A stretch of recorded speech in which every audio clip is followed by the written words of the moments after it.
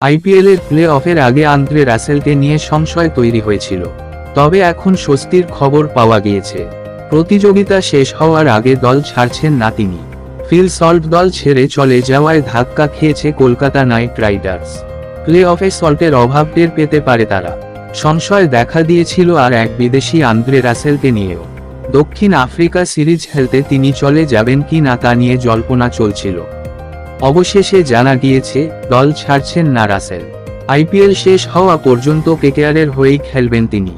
দক্ষিণ আফ্রিকার বিরুদ্ধে 23, 25 ও 26 মে টি-20 ম্যাচ রয়েছে ওয়েস্ট ইন্ডিজের।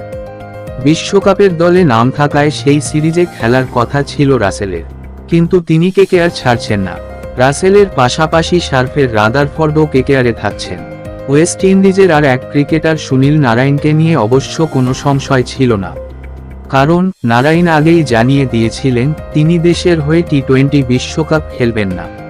শুধু রাসেল বা রাদারফোর্ড নন, আইপিএলে খেলা ওয়েস্ট ইন্ডিজের বাকি ক্রিকেটারেরাও ভারত ছাড়ছেন না।